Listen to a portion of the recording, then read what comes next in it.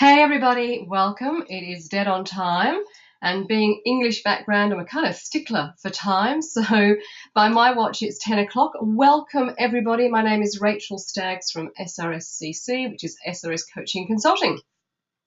Now I know on the line today we've got lots of people that I already know. Thank you, great to see you, and a few that I don't. So thank you very much for putting away or putting apart the time to come and attend today's online seminar. Now, for those of you who know me, I always like to do a bit of a check because other than my fear of flying, I have a fear of running a webinar and no one being able to hear me. So if I can just ask for those of you who know how to, in the little box there, the little dialogue box, can you just say that yes, you can hear me and yes, you can see my slides, and then we can get underway. So if I can just get a couple of fantastic thank you, excellent, good to see you all. Well, today is all around, oh, thank you, Kevin, that's brilliant. Today is all about talking to you about how to write headlines that get results. So no sell here today whatsoever. It is purely just myself and our guest presenter, Bernadette, giving you really great content, relevant information that you can take away and implement in your business straight after today. So let's get on and talk about what we're going to do. So in just over 30 minutes, you're going to learn 3 quick and easy headline formulas that work every time. You're going to learn how to generate an immediate response to your communication, how to create standout EDMs, brochures, and other marketing materials, and you're going to learn 3 top secrets to writing successful proposals. So tons of information for you to learn.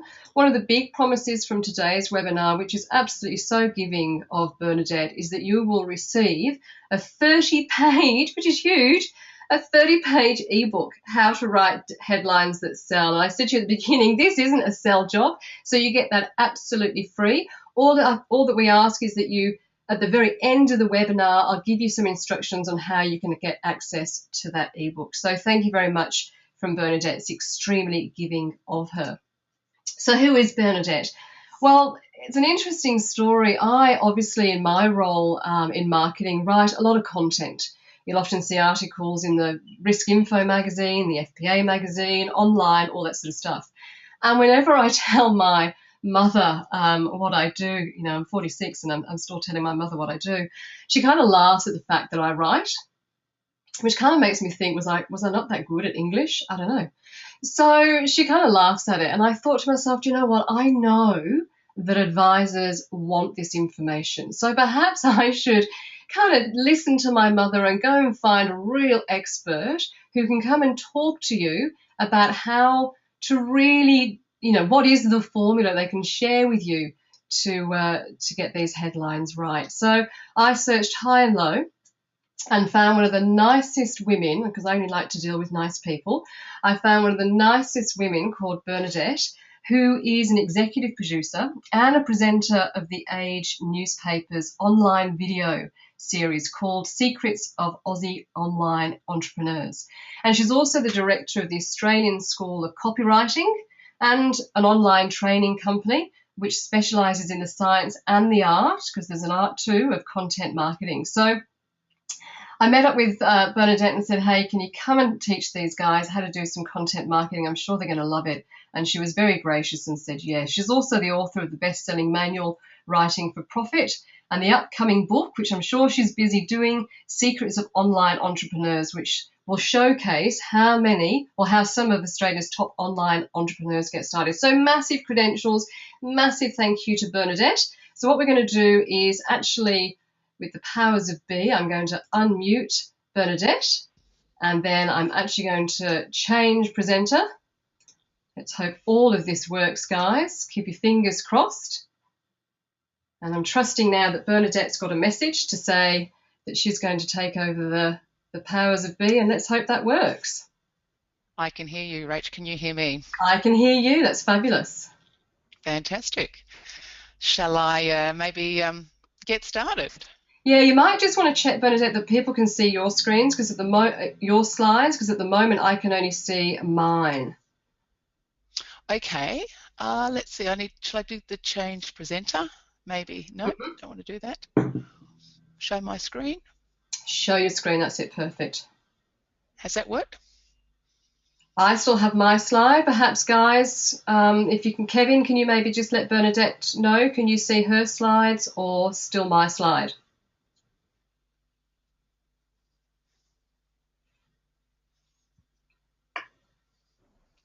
You had any feedback there, Bernadette? I'm not here. I'm not getting anything from anybody, but I'll just, let me see. Let me try this. How's that?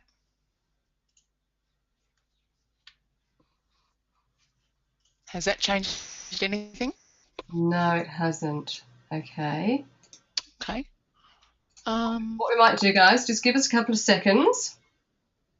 We are going to fix this. Bernadette, if you can just give it back to me, if you can perhaps change the presenter back to myself. Yeah, sure. Yep. All right. Brilliant, brilliant, brilliant, brilliant. So, size. Okay. All right, guys. What we're going to do is we're going to do this a bit differently. So, sorry, guys. Oh, you had got. Okay, what we might do. Okay, before we delve into Bernadette, okay, I'm just going to refresh and go back because I just want to talk about what the big problem here is for advisors. I think we all know how important information is. We're all telling you to blog and create podcasts. You know, I'm doing it all the time, but I think the focus has been on the content and not on the headline.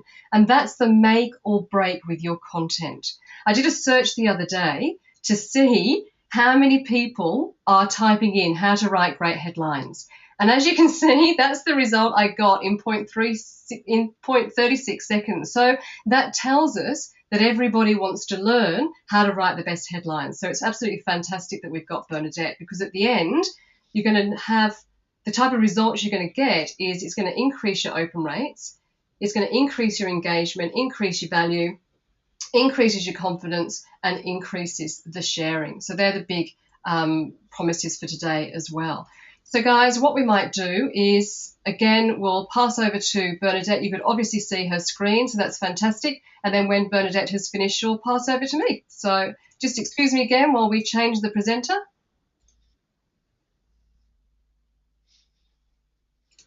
And away we go.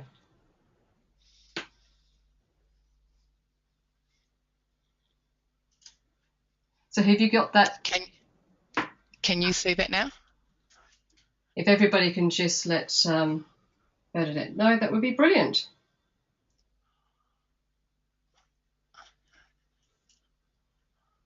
Can you share your... Should I be receiving? I have. Great. Let's have a look.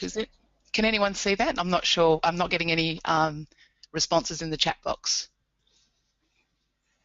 I think people must be able to. If anybody can't see Bernadette's slides, then please text me 0458 491 664. That's 0458 491 664 if you can't see Bernadette's slides, but let's assume they can and let's get going. All right, let's do it. So look, here's the, and Rachel, thanks for that introduction, and you're absolutely quite right. It's all about the content. Now, I'm a copywriter, but people actually call us content creators now. They're sort of broadening the term, but there's actually a specific reason why that is, and I'll refer to that throughout. So just a quick glimpse at some of the clients I work with, and the reason I'm showing you that is because I want you to know that there's two clients in that are specifically related to financial planning. I've done a lot of work in this area, and I've also been a customer of financial planners. So I feel I've both the consumer as well as, I've been on your side of the fence trying to create content that builds trust and credibility in the firm that I'm working with. So look, here's a little description of what we'll be covering today, and it's about copywriters. A lot of people don't know what we do, so I'm going to talk a little bit about that. How to build trust using content marketing, because I do think trust is at the essence of what financial planners offer. The writing success cycle, if you as a business owner can write more effectively, more quickly, it's going to make a dramatic impact on your business. I'll be talking about the two types of copywriting, and if you choose the wrong type to go with, you'll end up throwing good money after bad and not know why you're not getting a result. I'll be looking at the top 3 formulas that work in terms of creating headlines and then how to adapt them for your business. So it's quite a practical session as well. So the reason people want copywriters, they want content, is because we help clients stand out from the crowd. You know, there's hundreds and thousands of financial planners in this country, in your area. And so for the consumer, what they're seeing is a Google result. And it's really hard to make a distinction as to who to choose, unless it comes from a recommendation. And even then, peer-to-peer recommendations with financial planners takes on a whole different level of understanding, because it's not the sort of thing you choose lightly. You do a lot of research in order to choose a financial planner. So your copy, your website, your blog, your articles, your email newsletter, everything you put out there has to reflect the fact of how you're different to the others. You don't want to be comparing on price. You don't want to race to the bottom. So you've got to find other ways in which to promote yourself that make you the provider of choice, shall we say. So the thing with words is, if you look at some of these politicians, they've all become quite famous for various descriptions or various phrases. And I think anyone who underestimates the power of the word is seriously underestimating the power of influence. Because what we're all seeking in this very, very fast-moving environment that we live in is influence. And we use our words in order to create influence. And it's not just the words on the page. It's the words that you use in a meeting, the words you use in a presentation, the words you use on a phone. And I know, I can speak from experience, and I'm only a sample of one. But I know that when I've sat across the table from a financial planner, and it is unique to the financial industry because it is so important about the advice they give you, or the advice they give me and your clients, is that they don't have to say much, but if they say something wrong, it can really put people off. And it's really unfair. It's not a level playing field. You're in a very unique market, and you know, with all the business that's going on with the CBA and the financial planning crisis, people are more wary than ever. So words matter. The other thing to think about too is, if you think back into your own life about, well, what were some of the situations where words created a massive change for you? And it could be about an application that you put in. It could be a grant that you did. It could have been a Valentine's Day card.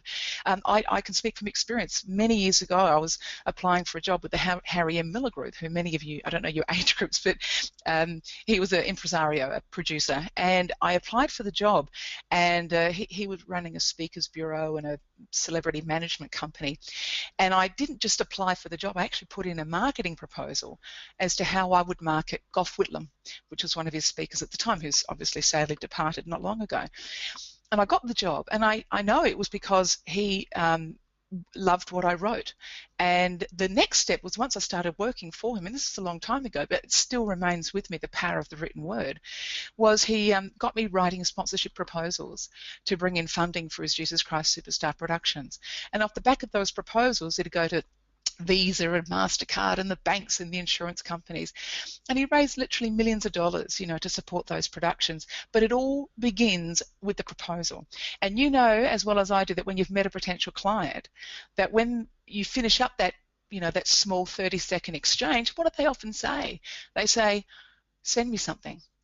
And those three words then put the onus back on you to send them something, which reflects how you do business. So it's really important the way we treat the written word as well as the verbal word. So in my perspective, and this is just, again, my opinion, what I look for in a financial planner and what I think the public look for is trust, it's credibility, it's knowledge and experience. The thing is, you can't say that to a client. Even though you know that's what they want to hear, you can't say, oh, look, I'm very trustworthy, I'm very credible, I'm very knowledgeable, and I have a lot of experience, because they're not believing you. Who they believe is Google. And as this well-known phrase, it's not who you say you are, it's who Google says you are.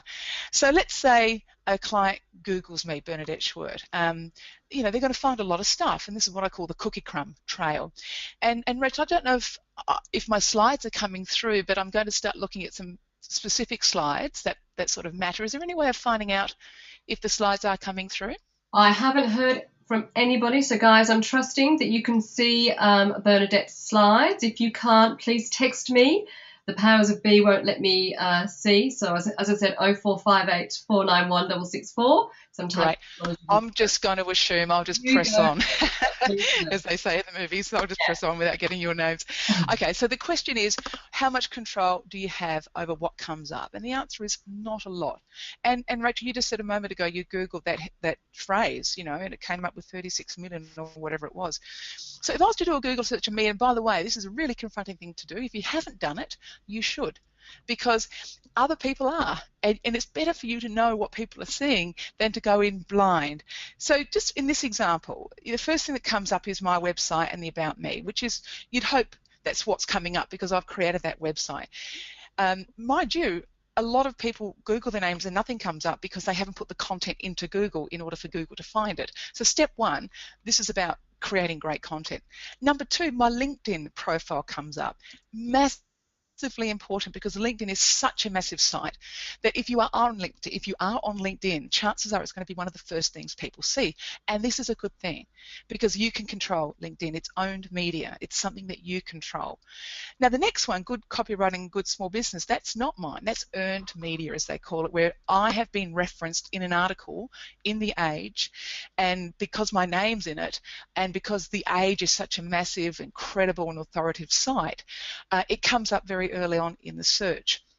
And this matters, because what I'm saying to you is you need to start creating content that Google starts to index, so that when people search your name, good things come up, because bad things could come up and they're out of your control. And I'll show you an example in a second, but before I do, I'll just go into these images as well. Images make a big difference, and because sometimes people want to see what you look like before they engage you. It's not overly relevant to financial planning, but some people just want to see. So, you know, these images are all connected to a site. Somewhere along the line, they're connected. And then the next one under there is my Facebook page for the online video series that we've created. So again, another source of data that I control, its owned media. Then we keep going. This is page 2 now, and people will go to page 2 when they're choosing a financial planner because they want to know everything about you. They don't listen to what everybody else says. There's lots of peer-to-peer recommendation for sure, but they also trust Google. And if you look at that Women's Network Australia, that's an important point to make, in that it's a blog. And it's run by a site that's got nothing to do with me, but I blog for them, and I blog a lot. And as a result, that site is massive. They have bloggers from all over the country.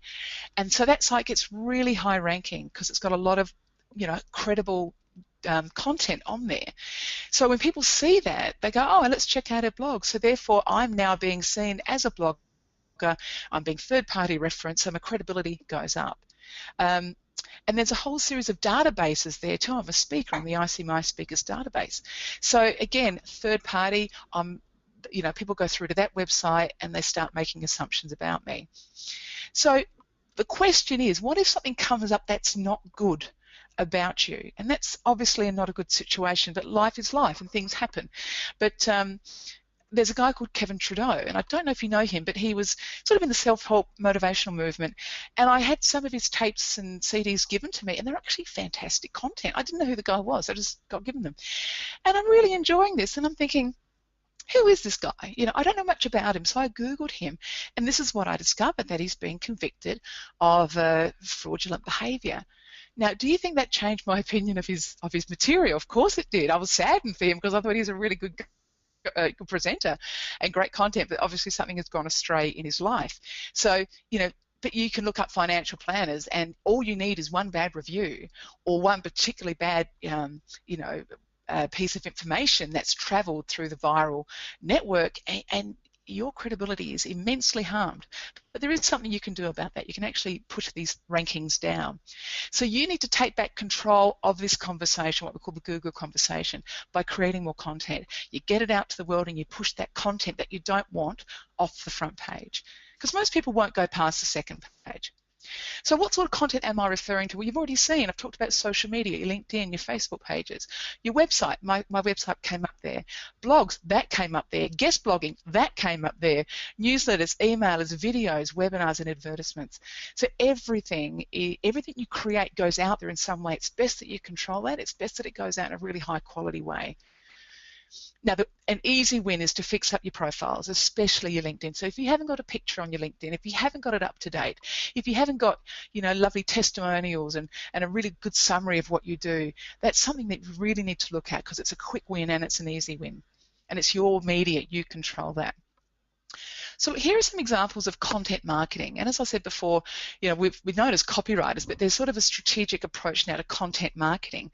And just to give you an example, I created this video series because I'm passionate about the topic, and sort of inadvertently I'm creating content for myself. It was actually just a thing I wanted to do, but as a result, all the Fairfax sites wanted it, so now they're showing it for me. So when someone types in my name, the Age are promoting me basically through the content that I've created. I'm writing a book, as Rachel just mentioned, and that's the cover. It's due out next year. So in time, this book will also have that's a piece of content. And that's what the show looks like. If you'll go to it and click on a couple of those episodes, you'll be able to see what we're doing. So the situation is, as financial planners, you want to be thinking about how much content can you get out there, because the more you can put it out there, the more you can control the conversation. So these are the things I was talking about. Inside Small Business, that's a magazine I write for. That gets listed up really high on Google. It's got immense credibility. It's an authoritative site. Working Women, that's that blog I was mentioning before, and Business Solutions. So if you don't write for your publications, do. If you don't write well or you can't, hire someone who can, because the reality is you've got to create your own credibility. Images make a difference as well, believe it or not. There's images you saw on my homepage. They all help with my ranking, and each of those images is linked to a site. And if you click on an image, it takes you to two options: visit the page or visit the image. And it's interesting to follow the trail, Rachel, and I'll describe what I mean. When I Googled myself and I searched through, I saw your picture. And I thought, how interesting. We've only had a little bit of email contact. And so I clicked on that particular image, and sure enough, up came your blog, your blog, but also the promotion for today's webinar. So you can see, without you probably even trying to, Rachel, you've become connected to me. And so you've got to be careful who you pick, of course, in terms of your associations. So moving more into the area of creating content, the question is, well, how do we, or why don't we write more content? And I completely empathise, because I've been writing for most of my adult life, so it's come second nature to me. It's my job. But for a lot of people, it's definitely not their first port of call. Time is an issue, and I kid you not, writing takes time. Tongue-tied, we don't even know what we want to say, and even if we did, we wouldn't know how to say it. And the other one is the pursuit of perfection. As financial planners, I imagine you're quite particular, and you like to get things right, and that can often spill over into your marketing materials, and to the point where you actually never send anything because it's never quite right. And the last one is procrastination. And I'm definitely I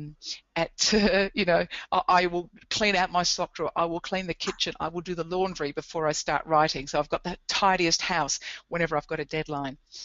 So what we try to do is we try and get people to respond to what we're doing. If I don't get people to click on something, I don't get people to watch a video, I've failed, basically. So we try and get people to take action and buy services and change opinions. And it's not just about commercialisation. We try and get people to, stop smoking and wear seatbelts and, domestic violence and not take drugs and all those sorts of things. So at the essence, at the core of copywriting is we tell people what's in it for them. My little boy, when he gets in the bath and I say, come out of the bath, he says no. And I say, come on out of the bath, because in my interest, I want to get the night moving. In his interest, he wants to keep playing with his toys. So when I say, Darcy, come out of the bath and you can wrap yourself in that Thomas the Tank towel that Nana gave you, in a blinding flash of flesh, he's out and he's wrapping himself in that towel. And that's a true story. And when it happened, I was actually a bit taken aback because it was so quick. He registered, this is in it for me, to get myself into that tower, and it happened to fit my needs as well. So I was sort of using the principles of copywriting on my own child. But the reality was it worked. So you've got to think about it, what's in it from their perspective. And this is what I call the wall of no. And it's just basically this brick wall that everyone has up around them. And we walk around down with this brick wall and we don't even know we've got it. And it can stop us from actually engaging in offers that are of interest to us. For example, I had a phone call the other day from Optus, and it was telemarketing. You could tell it by that telltale, music in the background, that sort of weird music. And there was a delay, and I heard all that background noise, and I was just about to hang up. And I heard this little tinny voice saying, "Oh, Miss Schwerdt, please do not hang up. It is Optus. We have a special offer for you, a free phone." And I was just about to hang it up, and I heard this, and I thought, hang on a tick, I actually need a new phone. I'm nearly out of contract, and I want an upgrade. So I picked the phone back up. I said, "Sorry, can you just repeat that?" And as it turned out, she does have a new phone for me. The offer was great. I took it up, deal done. So the point being, if I hadn't had that extra second to hear what she was saying, I would have put the phone down and I would have missed out. So even offers that are actually good for us, the way financial planner services are good for us, people don't even hear them because they're so used to being sold to. So we've got to break through this wall of no. And that what's in it for me is the essence. Everyone is thinking subconsciously and subliminally, what's in it for me? Why should I meet with a financial planner? Maybe they're thinking, I don't want to know where I stand. It's too daunting. So you've got to sort of walk a mile in the shoes of your customers and start thinking, well, what are they thinking about me? What are they thinking about my services? What does this bring up for them? And it could bring up both positive feelings as well as negative feelings. Some people just, as you know, don't want to know. They'd rather, bury their head in the sand and have it work out when they're 65 and deal with it then. So essentially what we're all looking for is the truth. We want something to arrive in our letterbox, in our email box, or on our video screen saying it's got your name on it. And I received this flyer a while back, and it was plastic wrapped in my front letterbox. And do you think I'm going to read it? Well, yes, because it's got my name written on its laser printer. Now, clearly that it's got my name from some database and printed it. It's not hard to do. But I was impressed because it landed in the right letterbox, had my name on it. So I'm going to take the time to open that. So if you can get people to feel like what you're giving them speaks to them, that's literally got their name on it.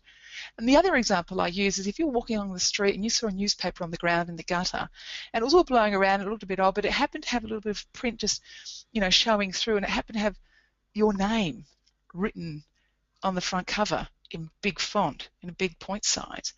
You'd probably pick that up saying, what's my name doing on that newspaper? So this is the power of our name. When we see it or when we see our needs reflected in copy, we tend to take notice, and that's getting through the wall of no. Now there's what I call the writing success cycle, and it's very straightforward, and that is when you can write more easily, and that's what I'm going to do today, I'll give you some tips on how to write more easily. You write more quickly, which means that you write more often, which means that you make more sales, because the more proposals you put out, the more newsletters of quality content that's relevant that you put out, the more sales you're probably going to make. The more sales you make, the more confidence you have in your ability. And then the more confidence you have, the more easily you'll write, and so on and so forth. The whole cycle just spirals up. So there is real power, there's real demonstrable benefit in being able to write well. So I'm going to show you two types of advertising, and this is important because if you advertise in an industry magazine and you're using print, people often get this wrong, and I'm going to show you why they get it wrong. There's two types, conceptual and direct response. The one that I specialise in is direct response. I don't do conceptual so much. It's more the province of advertising agencies, because conceptual means it's awareness, it's big picture.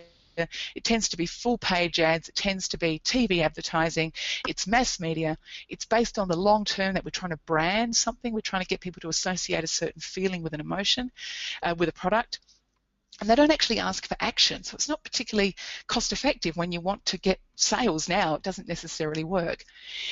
In contrast, direct response is about the now. It's about, I'm selling you something and I need to get a response. It can be cheap. It can be as cheap as an email or a letter. It can be as simple as a flyer. And also it's really targeted at small business who don't have those deep pockets to continue a long-term campaign for months on end. It's short-term, it's about the now. I've got something, I've got a seminar I want to sell, I want people to come, I need action. And so we ask for the action. It's very specific in terms of we've got an offer and we want people to take it up. So here's some examples of conceptual ads. And I'm hoping you can see these. I haven't had any feedback to the contrary. So if you can't, you'll miss out on this bit. But nonetheless, there's an ad. It's a little bit provocative, a little bit amusing. Most people laugh when they see that. I won't read out the words because normally I'll read it out if I'm not sure people are seeing something, but I won't read out the words on this one. And it's just designed to get attention. It's true conceptual advertising. It's provocative. This one, also concept-driven, in that it's got a bottle there and then supercalifragilisticexpialidocious. So clearly this thing says it gets rid of bad breath. Then this next one, I'm going to take you through the structure of this ad. I'm going to show you, if you do want to write your own conceptual ads for magazines, you can do it. Now, there's two things here. We've got a bent image with a straight headline. So the two components we're talking about are bent and straight.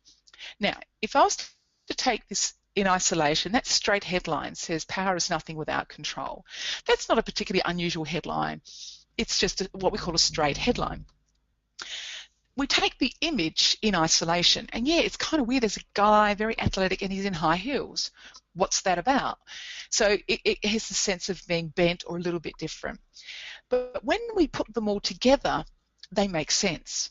And that's what great advertising from a conceptual point of view is all about.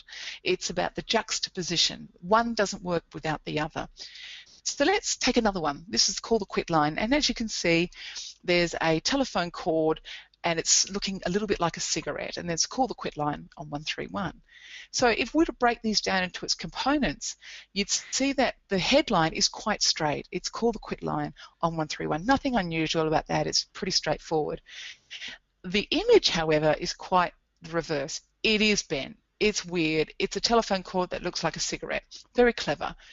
So if you were to put these in isolation, they actually wouldn't make any sense, but you put them together and suddenly call the hit quit line, conjures up images of the phone, and there is the phone twisted to look like a cigarette. So very clever. And I'll just take you through this last one. There's the major ad that we saw just a second ago. In isolation, it's a straight image, nothing unusual about that. There's the bent headline, very unusual. You know, it's a play on that little the children's ditty. Put them together, it makes sense. Now, this is exactly what happens in a second. I'm going to show you what happens in industry advertising for industry magazines. They put the straight headline with a straight image, and that's why it's boring. So on this occasion, it's summer holidays, and then there's these drinks and watermelon and fruits and little cocktail sort of umbrellas demonstrating, oh yeah, it's summer and it's a holiday. So you put these two images and headlines together, and they are actually really boring, and they speak to the same topic. That's why it doesn't work, and that's what I see in lots of industry advertising. So direct response, which is the thing that you probably come for, because this is about getting action, it's getting results. I'm going to show you some examples in a sec, but I just want to talk you through when I wrote my manual on how to write copy, and it's called Writing for Profit, 750 pages. It's a massive manual. I researched it heavily, as you'd expect, and I wanted to find out what were the key elements or the components that made direct advertising so successful. And after looking at literally hundreds and hundreds of ads that had won awards, had won the Gold Lion Awards, I saw that they all had about 7 components, every single ad. And when I say ad, by the way, I mean an advertisement, I mean a direct mailer, I mean a flyer, I mean a web page, I mean a blog. Okay, the principles apply. Conceptual, as you saw a second ago, had just 2 components, the headline and the image. But direct response, as you'll see in a second, it's got many more components. So it's a lot more complicated to write, but it gets a better result.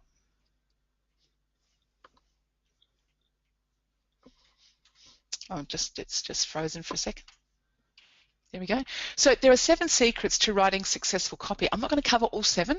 I'm going to show you the first one because it's the major one, and that's how to write headlines. So this is one step in a 7-step process.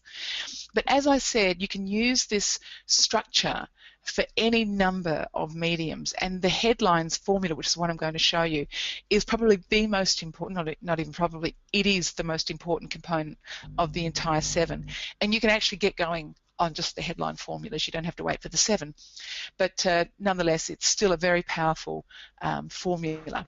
So there are the 7 steps. And in a workshop, I'll take you through all of that plus more. But just for today, I just want to show you how the headline fits in to this 7-step structure.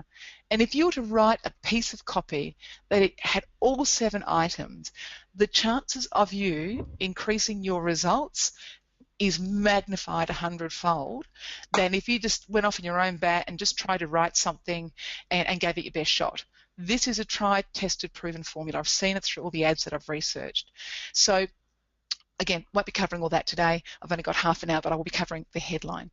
Now, why do we use this template and why do I encourage my students to use it? Is because it's a way in. It's a way. It's a template to help people get started in their writing journey. Because as I've said earlier, writing is a real block for a lot of people. So it overcomes that procrastination because you don't know where you're starting. It's a great template for actually getting a result. So it's not like you're making things up as you go. There's actually a method to the madness. And also it overcomes this need for you to be creative, because a lot of people think, oh, I've got to be creative to write. No, you don't. You just use the formulas and things work out for you. And I love this because you can actually come in at any element. You can say, look, I don't know the headline, but I definitely know what the features and benefits are. Or I don't know the features and benefits, but I know what the offer is. Or I've got some testimonials, I can start with that. So you can come into it through a lot of different angles. So first up is the headline, and you might know from the Levinson inquiry and all those reporters got pinged, and Rebecca Brooks and all those people, because they were in pursuit of the incredible headline, because they know that headlines work. They know they'll go to extraordinary lengths to get an amazing headline. And you just look at some of the the headlines that they have come up with over the years, and they work. And women in particular, when they're at the supermarket, and we're magazine buyers primarily compared to men, we flick through. Do those headlines appeal to me? Am I going to buy Women's Weekly this month because do I like the articles in the magazine? And we tend to use the cover as our gauge. So it's the same with your blog. If you've got 10 articles on your blog and you've directed people to that through an email, they're going to scan the headlines to see if they're going to investigate any of those blogs. So there's all these steps of, you've got to get people over the line in terms of just get them to click on your blog, to get them to read the material, to get them to learn more about what you do. So here are some formulas I'm going to cover, and there's just 3. There's lots more that I'd cover in a workshop, but just for today, I'm going to be covering these 3. Okay, this is a really famous ad. This is the how-to formula. This is like the rock star headline because everyone uses it. It works like a tree and it's quick and simple. So the point of this is you find out the problem of your customer, and in this occasion, it's people who want to win friends and influence people. So that's the issue that they want to achieve. That's their headache, if you like. We put the how-to phrase in front of it as the headline, and suddenly we've got a headline. And then we put that on top of an ad. Now, we're not expecting people to necessarily buy the book off the page, the way we're not expecting people to go and engage with a financial planner because they read a blog. But it's content, it's credibility, it's getting them interested, it's getting them to put their hand up and say, yeah, I'll take your offer, I'll download your ebook, or I'll request an appointment, or whatever it is that you're offering. But you've got to get them involved with the headline. If they don't read the headline, there's no way they're going to get down to your offer. Here's another ad. It's in the Age every Saturday. It's been going for years, so clearly it's working, and they rarely change the headline. They have lately, but it's been going for years, but it's been just a really new change. How to take that off, and it gives you the benefit. Now, if you're looking for a new career change and you saw escape your career rut, you think, wow, that actually speaks to me. I am in a bit of a rut. Oh, they're telling me how I can do that. Let me look into this, with the view that you'll get the free report. Now, this ad actually sums up the 7 steps. I won't go into that, but there's lots of ads that are really successful that utilise the 7 steps I was just talking about. How to advertise travel. As you can see, this ad absolutely polarises, because we're not interested in people who are selling tennis rackets. We're only interested in people who are interested in buying travel, okay, or advertising travel. And this was a series, How to Create Food Advertising That Sells. Again, targeting people in the headline. When you put out something to the market, you want to target the group that you want to advertise to. You don't want to have a big motherhood statement like, do you want to make more money, or do you want to retire early? Because everybody wants to. There's got to be a yes to that. It's got to be more specific than that in order to get the cut through and make people say, wow, that's actually speaking to my specific need. It's got my name on it. How to promote your blog on Pinterest. So you look at this as an example. It's not just how to promote your blog, but it's going into further detail. How to promote your blog on Pinterest. Very specific. How to learn fast. take off the how-to, and it gives you the benefit. You learn fast if you read this flyer. If you delve into this, we're going to show you how to learn fast. So it's perfect for students or financial planners who have to resit their exams. How to master Facebook marketing in 10 days. Very, very specific. You know, it's how to, so you take that off and it leaves you with a benefit, which is mastering Facebook, and it's got it in 10 days. And that's another headline formula about the time frame. It's about urgency. So you might say, you know, 3 powerful reasons, or do this in 60 seconds, or fill this out in 3 minutes, or 5 reasons why, you know, 7 secrets too. So numbers are another formula. And I love this. I just thought I'd throw it in for a little bit of fun, because it just blows my mind that there's people out there who actually need to be told how to avoid huge ships. And what even amuses me further is that it's actually in its 2nd edition. You must have done well. So here's a quick test. Just read those 2 sentences and just tell me which one. We'll just reflect on it for yourself, but which one actually resonates with you. And for most people, it is the second one. It draws them in, and it promises something. So, how a strange experience saved me from bankruptcy. Okay, we're going to just add a twist to the how-to headline. It's the here's how and the learn how to headline. And this is an ad I saw a while back for Autobahn, and it's kind of amusing. Men especially laugh at this one. And it's actually promoting a GPS. So they're using this little sort of humorous device to get people to take notice. And here's how to own a high-end Pioneer CD. And this is a really long headline, but it works because it's very specific. And again, it's polarizing the market. We get through to the people who actually want a CD or MP3 tuner. And this can advertise pretty much any product. This is learn how to meditate. So if you thought that the how-to headlines were too cheesy or too, sort of bargain basement to promote anything remotely serious, then if you can promote Tibetan Buddhism, you know, you can promote pretty much anything. And then you look at blogs at Inc. I don't know if you know Inc., but it's a wonderful online magazine. And I just typed up, you know, some keywords, and it spat out, and they do a lot of headline formulas in their blogs. And in fact, lots of, you know, the TV shows, A Current Affair, the morning shows, they all use these headline formulas to get viewers in. Here's a lovely one, Learn to Cook, very simple, a down and dirty guide to cooking. And there's a whole series of formulas in there, but I won't go into them now, but there's actually very constructed series of headlines being used there. Here's a magazine ad that I saw, learn how to delegate the publishing of your book without worry. It's absolutely tapping into a need that authors have, which is I want to self-publish. I don't know how to do it, but maybe I can get someone to do it, and I don't want to worry about it. So they covered sort of all the psychological needs, the pain points that an author might be having. So here's some examples of how you can adapt it to suit you as a financial planner. So this is Save Super Homes. It's a client of mine from a while back. We did a series of content for them. There was, you know, press ads, there was, you know, PR, media releases, there was articles for the newspaper, there was video, there was websites. But this is just a quick example of how to buy an investment property. And as you can see, it's very simple. You wouldn't even know it's a headline formula, but it goes straight to the heart. How to choose the right financial planner for your elderly parents.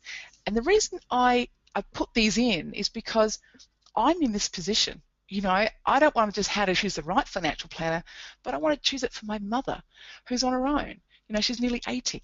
So if I saw that, I think you're a specialist in that market. And that's what you want to be seen as. You want to choose your market and go for them.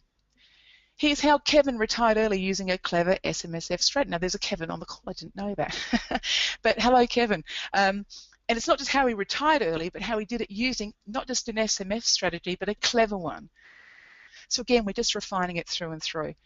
And then with the client that I worked with, we went out and we interviewed all his clients, and we got them to tell us, why was this company so good for you? What did you learn? What did it change in your life? And they gave us amazing insights. And if I'm choosing a financial planner, I want to know about your clients. I want to know what results did you get. Don't tell me what you think. I want to speak to your clients. And just a couple more minutes, and then it just went on, and we got them on video. Videos are fantastic. We used clips here of people's faces, because we don't just want, you know, AD from Morty Alec. We want the full name, we want the age, we want the occupation, the number of years they've been with them, etc., etc. And again, this is a different client, but we went up with this, you know, here's our simple 7-step process, because we know that SMSF properties are really complicated. So we wanted to keep it really simple into a 7-step process. It's actually using the headline formula. Here's how to check if your financial planner knows what they're doing. And I'm using the vernacular because that's what we say. I want to know what you're doing. It's not like, here's how to check if your financial planner is qualified. It's like, I want to know what you're doing. So we put the conversational into our headlines. Learn how to negotiate with a nursing home operator, and this is one of my final slides. And the reason I'm putting it in here is because you are in that mix where people are making big decisions about themselves or about their family. And my friend was in this situation, and she had to sell her mum's home really quickly to get her into a nursing home. And she didn't know how to do that, but she needed a financial planner to help her. So if that's the area you can work in, there's a massive market for you, but if you get the headline right. And just the last one, and I saw this ad and I thought, brilliant, if you had a client who had that issue with their mother going into a home for dementia, and they had to choose the nursing home almost within a week, which you know happens, and you saw an ebook on this, wouldn't you give that to your client? So these are just little things that you can actually write an article on, you know, for your client. So you're not saying I'm a nursing home expert, but you're saying I understand your problems and I'm here to help. So that's just the headline formulas out of the 7-step process. And if you'd like to know more, I'm really happy to share that in some capacity, and Rachel might talk about that whenever, you know, if anyone's interested in how we can come up with something to help you with more information on this. So that's pretty much it from me, Rach. And, you know, if you just want to know what to put in your headlines, because that's the next question I get asked is, well, think about your pain points and your problems for your clients. What are their headaches, their problems, their aspirations? And put that in your headlines, and chances are they're going to read that and think that speaks to me. So, have I met the time frame, Rach? Thank you. Stickler for time. If I could, that was brilliant, Bernadette. If I can just get you to change presenter back to myself, that would be brilliant, please. Sure. And while Bernadette's doing that, I think, look, guys, tons of information there. So that was fantastic. So thank you. I think the big thing out of that, guys, is really, you know, the how-to. You know, that's such a fabulous, simple formula that whenever you're writing your next blog post or whatever it is, just put those, you know, how to, learn how to. So that was absolutely fantastic. Thank you very much. Now, guys, whilst I'm still talking, if you've got any specific questions for Bernadette, can you please just type them in the box there? That would be fantastic. So if you've got any questions for Bernadette, that would be brilliant. I'm trusting you can see my slides now. Now, one of the questions that I didn't ask you at the very beginning is how you found out about today's webinar, which is very bad of me. I should have done that being a marketing person. But I know that some of you will have heard of it through the Advice Leaders Forum. Obviously, I run a business called SRSCC, which is Marketing for Financial Advisors, but I'm also part of the Advice Leaders Forum. So whilst I'm just talking and you're thinking of questions to ask Bernadette, can I also ask you, how did you hear about today's webinar? Was it through Advice Leaders Forum? Was it directly from myself? Was it on LinkedIn, Twitter? You can't remember, but you loved it. If I can just get you to, that would be fantastic. Okay, so we've got a few Advice Leader Forums. Anybody hear about it via Twitter? Yeah, I know some people can't remember. They go, what? They just can't remember. Okay, excellent, thank you. And Andrew's just put here, we specialise in insurance, and what should we put on our website? Well, that's a very big question there, Andrew. Bernadette. So Andrew specialises in insurance. What should we put on our website is the question. Okay, well, the first port of call there would be to think about, well, who are my clients? Who are the people who've bought my service in the past? Because you want to start grouping your clients into homogenous groups as much as you can, so that you've got little pots of people that have very specific needs, so that you can market to them quite individually and get a sense of, well, what are their specific needs. So you might even just say, look, there's 3 major groups that we talk to, or you might say, well, there's 3 major types of insurances that are the most common that we sell. So, you know, the first port of call is to think, well, who's my market? And then think, well, what are their needs? And then you think, well, you know, what are those problems and can I put the how-to in front of that? So without knowing exactly what you do, you've really got to think about, yes, you sell insurance, but what you're actually selling is peace of mind. What you're selling is security, you know, sleepful nights, you know. So always get into, what am I actually selling here? You're not selling insurance, you're selling a range of insurances to a range of people to solve a different range of problems. So I'd start just thinking about those pots of people, grouping them into maybe 3, and thinking what are the most popular products or the most profitable ones that you do want to sell, and start marketing around those sort of pillars. Perfect. Sorry, perfect. Thank you. Thank you very much, Bernadette. As I said to you at the very beginning, guys, Bernadette has been extremely giving, and we have a free ebook for you to get your hands on. So all you need to do, if you can just email me, not now because you're part of the webinar. You're welcome. Andrew said thank you. You're very welcome, Andrew. If you can email me once we've finished the webinar, the email address is up there, and we can get the ebook to you. 36 pages. I've had a look. It's huge. It's massive. I think, you know, taking what you've heard Bernadette talk about today, having a look through the ebook is really going to give you some solutions. So thank you so much, guys. Thank you, Bernadette, It's my pleasure. for sharing your knowledge and your wisdom. Thanks, guys. You're very welcome. I trust you've all had a brilliant time. You've got lots of content, lots of information. There's some more ways that you can make contact. I'll let you go now. I know it's lunchtime, so you've probably all finished your salad sandwich and your cup of tea. Go and have a brilliant afternoon wherever you are. It's nice and sunny here in Melbourne, and we will see you next time. So thanks a lot, guys. This has been recorded, so by the way, before anybody asks, yes, we have recorded it.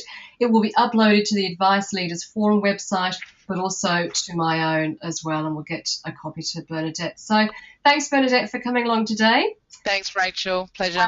Thank you very much, guys. You're very welcome. Thank you. They're getting some lovely thank you messages. So you're welcome, guys. I'll end the webinar now. Have a fabulous afternoon. See you guys. Bye. Bye-bye.